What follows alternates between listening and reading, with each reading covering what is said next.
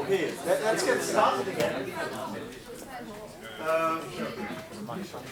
So to actually kind of make the switch over to the stakeholder satisfaction, first of all recognizing what stakeholders are, I wanted to give you actually a few kind of like typical quotes that you get. And if you want to use in your dissertations, interviews, or you think about capturing essential sentences, they may look something like that.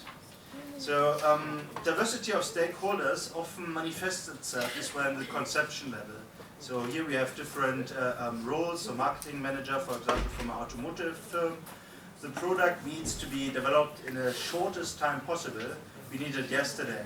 So especially if you're driven by markets, yeah, this is maybe a driver. Where would that be? How would that manifest in a project? What would be the constraint on your project at that level? Time constraint. Yeah, time constraint.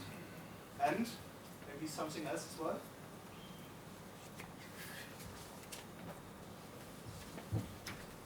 I take guesses. It's a price, basically what we need on the project, if it arrives early. Yeah, well, yeah, okay. When we go with the time constraint, you're actually spot on.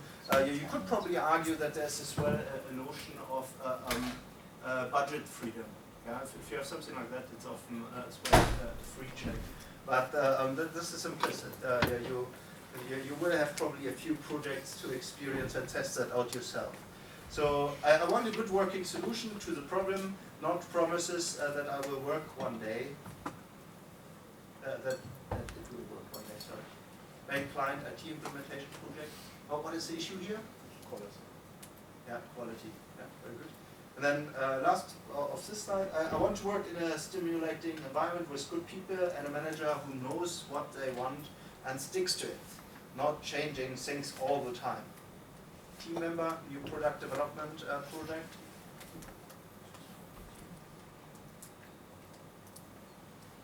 What could that be? Yeah? So I just didn't hear it. There were terms that sounded good, but what could that be? The issues, scoping with the iterative process that we talked about. So you could probably say it's a scope. Yeah? We would associate it probably with scope shift. Yeah? Or if it happens without being even realized, that's scope creep. Yeah? Just to get a creepy term. Yeah? We want this project to stay out of the news and out of the public eye until it's finished. The last thing we need here is bad publicity about this project. Main client, large defense project. What is here the emphasis?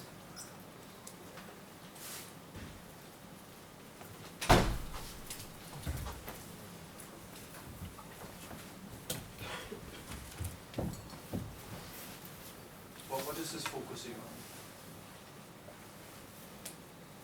Secrecy.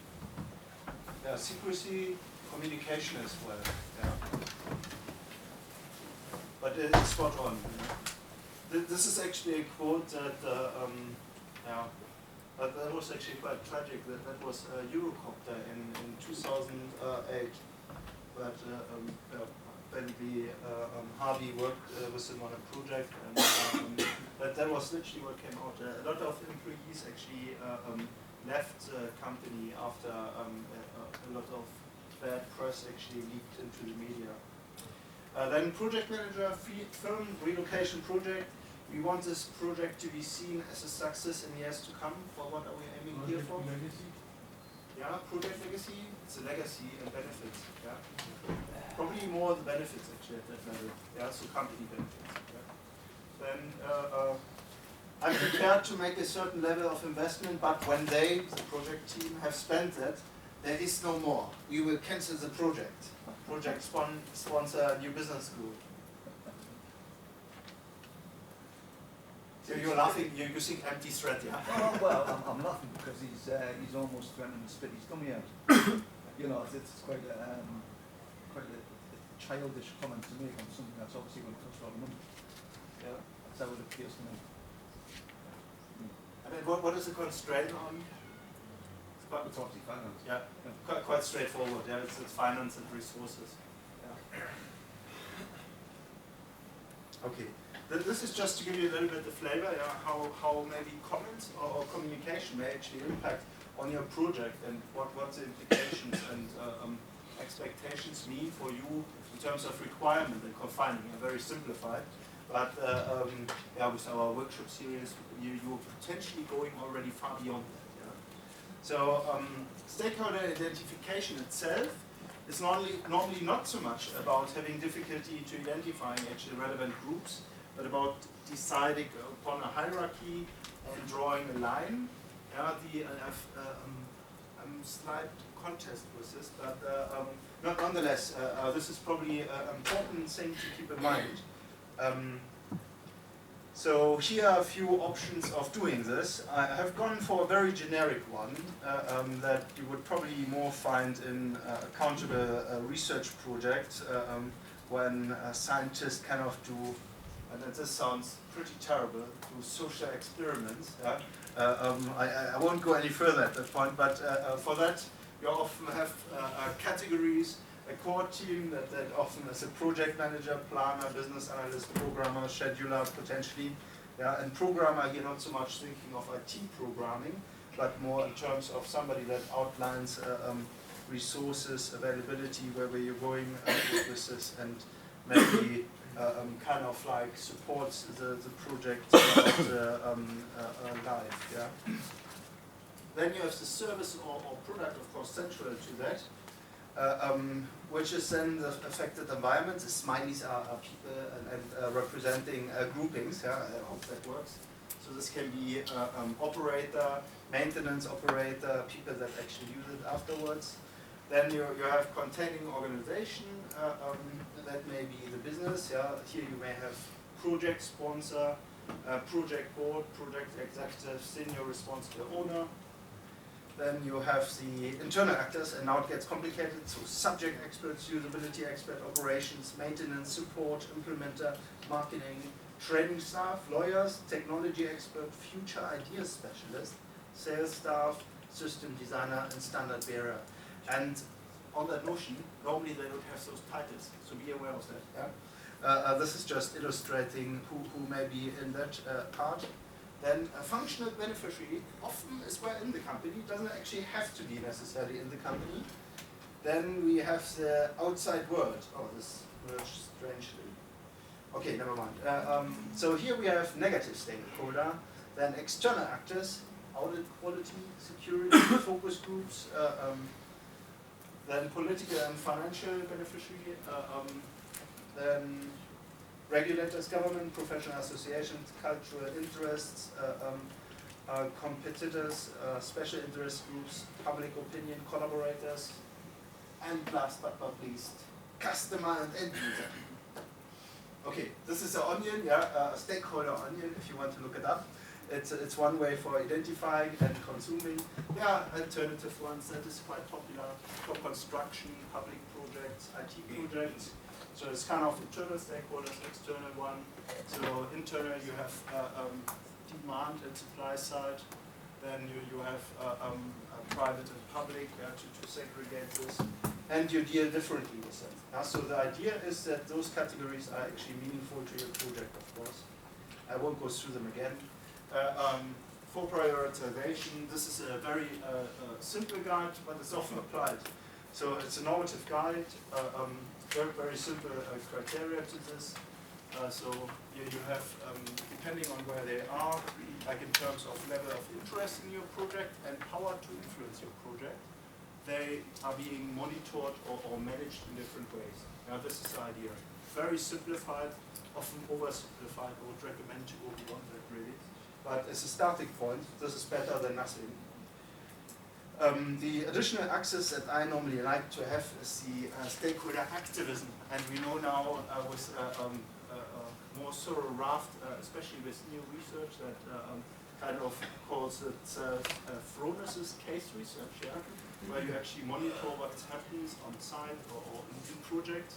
We know that that is actually quite important It's how active are your stakeholder actually, or how willing are they to actually interfere or engage with your project? And this is an interesting one. So you can combine it to the former model and make it a 3D model. At the top you have championing. Then you have here somewhere nobody really cares. They're very neutral about the project and the more important thing. And interestingly, it goes again back to activism. So the worst or the highest on the minor axis is the sabotage, where they actually try to actively interfere with your project. And we have said this well in some theorems, not in all. And I hope you will be able to avoid the minus gradient from neutral, yeah, because that gets actually quite nasty. But just be aware that this is available. So if you follow the literature along this, then and you look at power, there are probably 3 main powers. If you're really interested in this, I would recommend actually to look at the history of ideologies. It's kind of politics.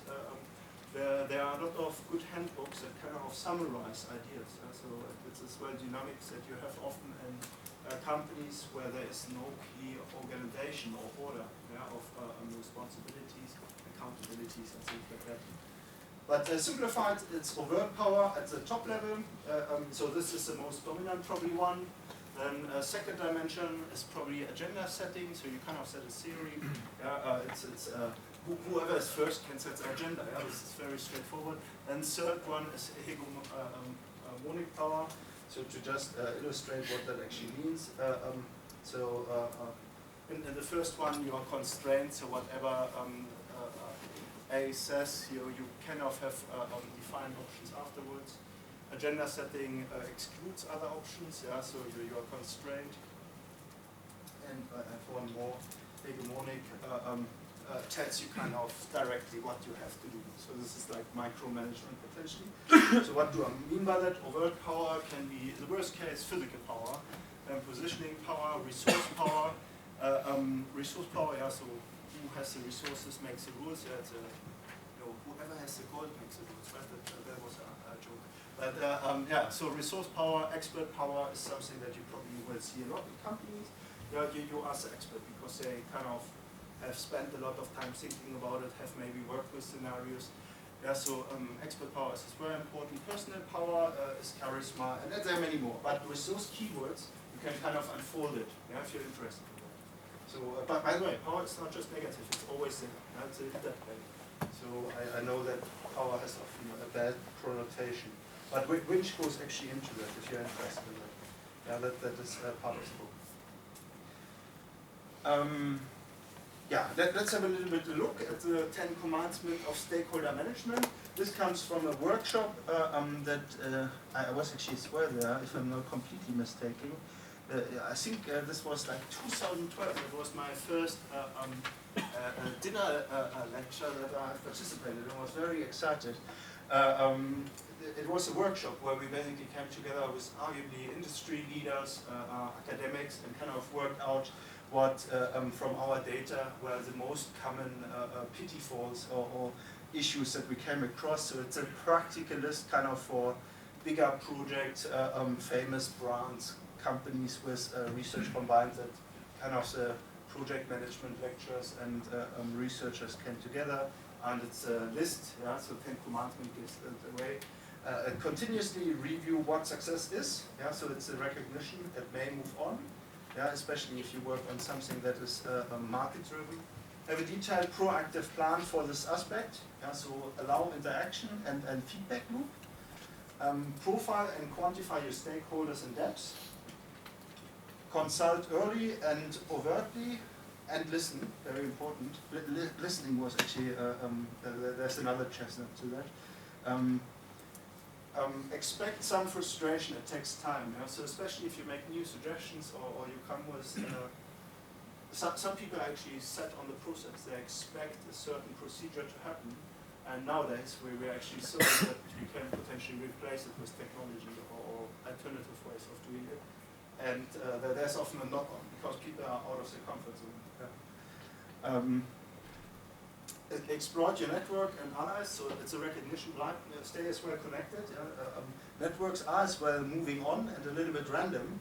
It doesn't really mean that you have to do everything that the network kind of suggests, but stay connected and hear where trends are going and what directions other companies kind of pull.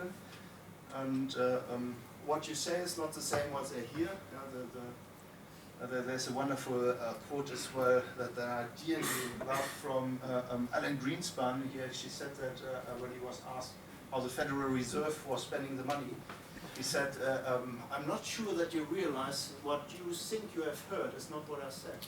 So there was a lot deep insight in that, but yeah, it's a true thing. Yeah? Then communicate. Yeah? Very, very important, yeah, because this is often where the pitfalls come from in the projects. So like people perceive information as like a strategic resource, which it is. Yeah? It was the power list with agenda setting and as well resource power. But it's important. Transparency beats basically secrecy. Always by violence. Yeah, we know this. And ironically, that comes actually from the MOD, yeah? Communicate. So Ministry of Defense, yeah? So which is military as well. The guys that RDP stand for secrecy. Don't try to please everybody is the next one all the time. Yeah? This can be as well a critical one. So again, stick a little bit to your priorities. Make sure that you're going in the right direction, and don't lose your sense of humor. They're only humans. Again, this is probably, I have to say, if this would have been in another country, like, I don't want to pick on the Germans, but this would have not been on the last one. But okay, never mind. So those were kind of the things that fit that out. As a 10 commandments, and it was meant to be a practical guide to make you think in a certain direction. Yeah? Aside of that, there's of course a temperament with character and trait, with character traits. But be careful. This is a normative guide. This is what's recommended from practitioners.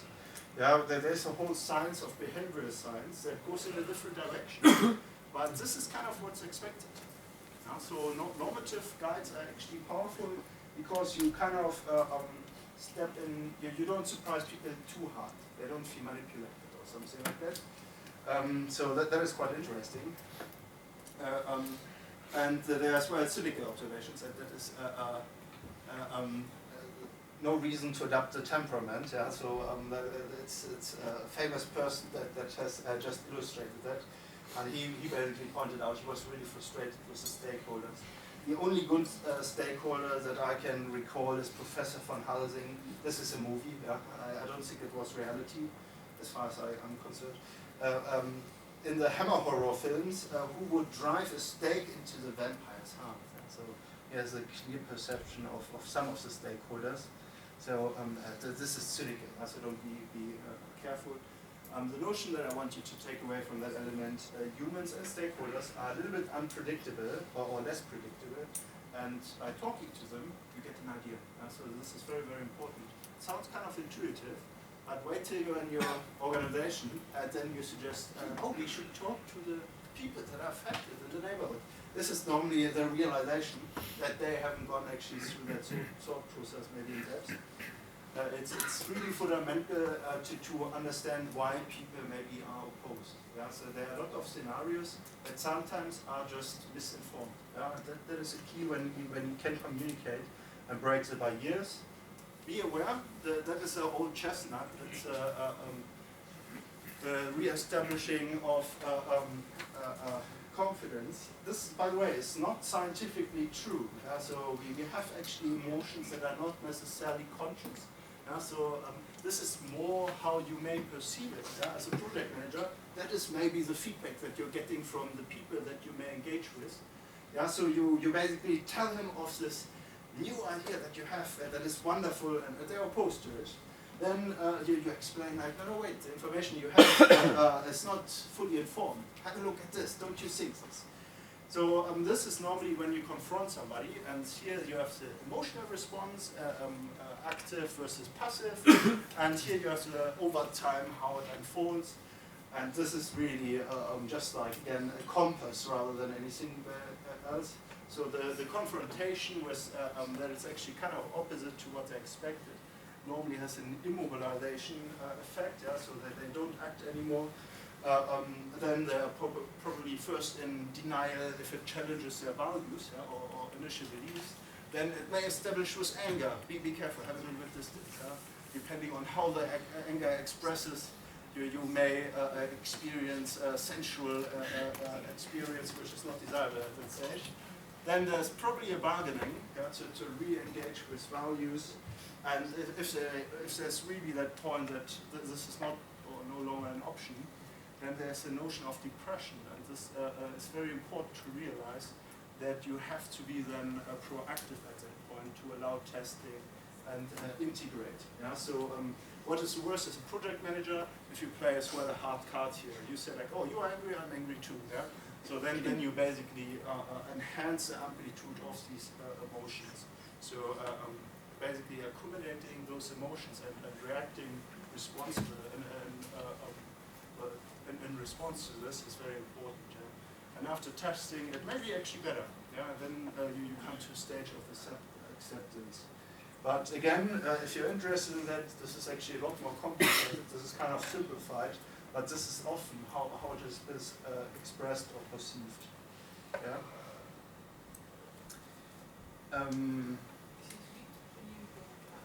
Yeah.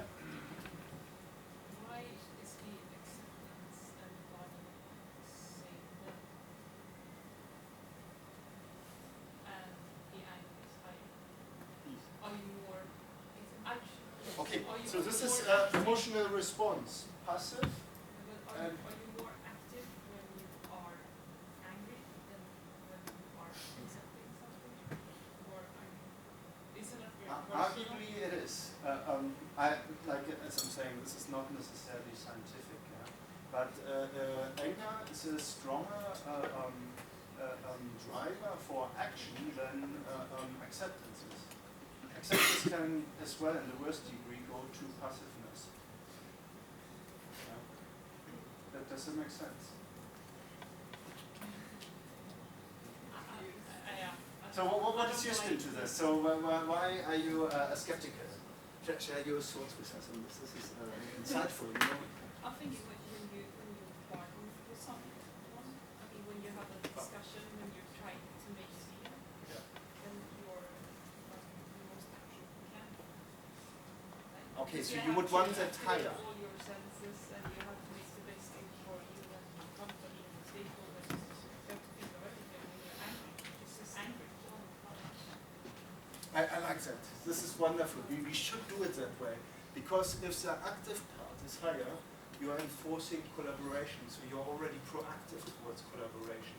According to that module, we kind of come out of denial, and then we come back, no, wait a minute, I won't just step aside, I will go against them. Yeah, and then that is, I guess, the against them movement first, and then the bargaining. But I prefer the other option. Yeah? I prefer actually your notion of anger somewhere here, and then you go back and you realize, hey, we should collaborate and let's make it a win-win situation. Yeah? This would be my idealized version as well. Yeah? So this is a very good comment. I like that. Yeah?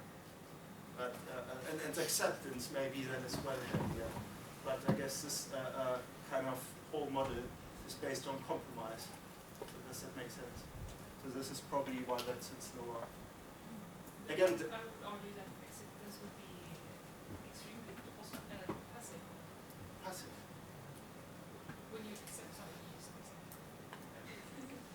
Yeah, but emotionally, you know, you walk away, you feel you got your part out of it too. We hope.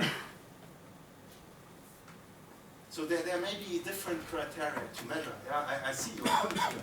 Yeah, so acceptance is maybe something very passive. So if you just like, no, well, actually, then we have to take the emotional out, isn't it? So this is probably just action then, isn't it?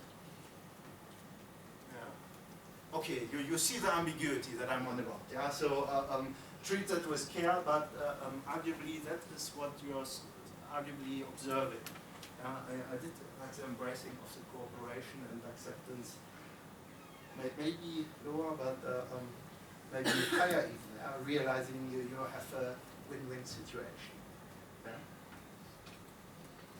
Okay, there are practical guides again with it. I won't go through it, but they basically examples where this was coming from.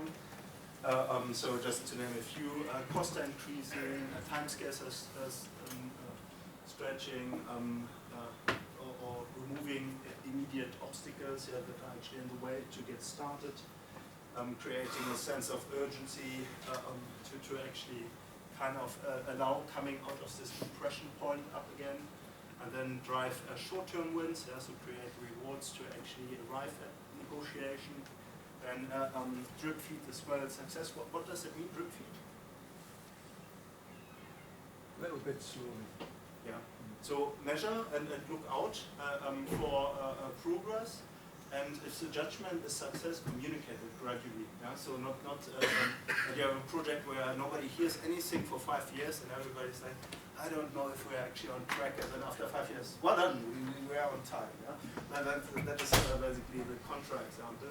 So a huge thing to actually keep the confidence and knowing what you do is as well kind of communicates achievements. And trust is built, of course, maintained by delivering on commitments. So as well, if you have to change commitments, make sure that you actually involve people actually in the process. So explain why there's a problem, come up with suggestions to solve the problem, and try to accommodate it in a way that there is a dialogue going. Otherwise, it can be quite demoralizing. Yeah? And talk the same language. This is as well quite easily said at that level. If you work on large projects with operations to investors, this is nearly impossible. Yeah? So Prince 2 suggests you have different people actually for that. So a whole team of project managers that operate at different levels. There are other platforms as well that will suggest different things. And avoid stakeholder fatigue. So communication is good, but as you're asking them very detailed things all the time, this actually runs relationships down. And last but not least, the strategy is working towards, so keep communication with the stakeholders alive, that you shouldn't be lost in the tactics. Especially if you're working on your project. I have as well a summary to this, of course. Stakeholder management requires as well strategies and planning, especially planning communication, with whom you need to communicate at what point. So it can be as well upsetting. If your company shareholders learn that the profit margins have sunk from the media, from newspapers, that is normally not that is normally a breach of trust as well. Identify and assess relative influence of key stakeholders. Again, we have to classify stakeholders by type, location, and create a strategy for each set. Concentrate on those stakeholders who could most influence the outcome of the project. Involve suppliers early on in the project cycle if you can. This is desirable. Try to understand why people might support or oppose the project. Train project leaders in stakeholder management, very important, or train yourself if you want. Disseminate information at the right place, right time over the whole life of the project. Be transparent and allow the maximum amount of knowledge in the consultation process. This is really when you kind of set kind of the bar and the agenda if you want. And constantly communicate, and last but not least, be sensitive and on the lookout for stakeholder fatigue if you're managing this. Okay.